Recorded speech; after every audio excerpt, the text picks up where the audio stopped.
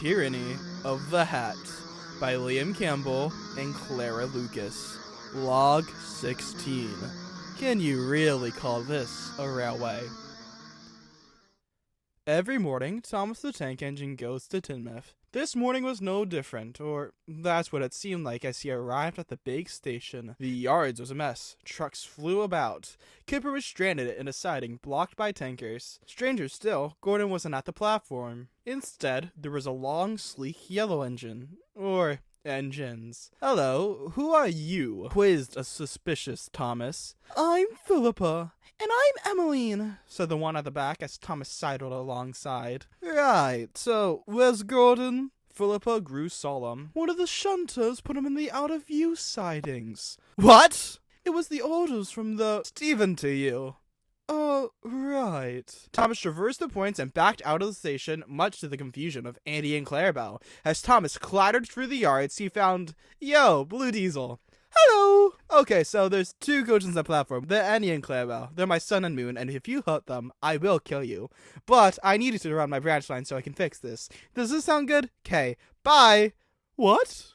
Gordon sighed longingly. He glanced at an old sign that read, "Not to be moved." So this is how Henry felt. He hadn't long to ponder as Thomas came hissing into the out-of-use siding. Gordon, thank God I found you." Thomas, what are you doing here?" "United we stand, together we fall. You remember, don't you?" "I suppose so, but that still doesn't—" "To get you out of here, silly."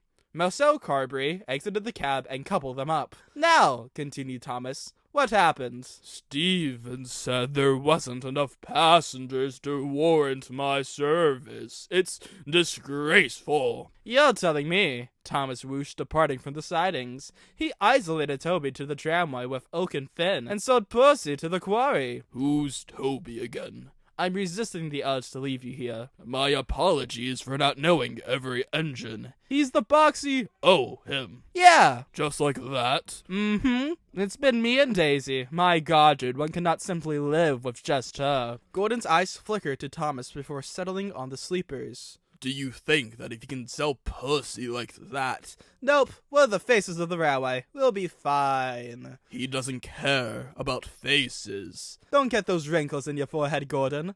I got a plan, or part of a plan at least." "Typical." "Hey, if you can do it and get what you want, then I think we can pull this off." Duck raced down the main line. Singing and Man were frantic as they diverted Duck away from passenger trains.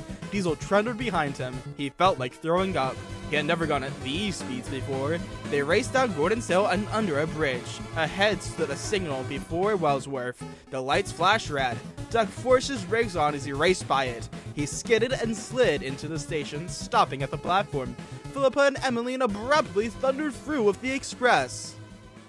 "That had to be the least Great Western thing I've done." "Duck, what are you doing here?" cried a voice. There, sitting in a siding, was Edward. "You Edward, we must stop him," panted the pannier. "Calm down now," reassured Edward. "Stop who?" "That man who I'll refuse to call sir. He's a tyrannical maniac." Edward sighed, chuckling briefly. "What are you thinking?" he asked knowingly. "We'll go straight to him and tell him where he can shove his heat." Edward laughed louder. "Goodness gracious, Duck, what has gotten into you?" "He wants to scrap Diesel." "He's turning to scrap." "Yes, I'm worried about who else is on the dropping list." "Oh, heavens." "Indeed. Come on, Edward, let's go." Edward sighed. Duck observed the blue engine. Soot covered his boiler. Rainwater swirled around his footplate. Thick weeds grew through his wheels. "Oh no, he didn't." "I'll be fine. It's really—" "Oh no, it's not." Duck's driver hopped from the cab and tossed the points. In a blink of an eye, Edward is coupled up to the back of Diesel. "Duck, are you sure about this?" With a heave, Duck cut Edward out of the bush. "How long have you been here?" "A few months, but that's beside the point." "We're going to end this. Tinmouth. Now."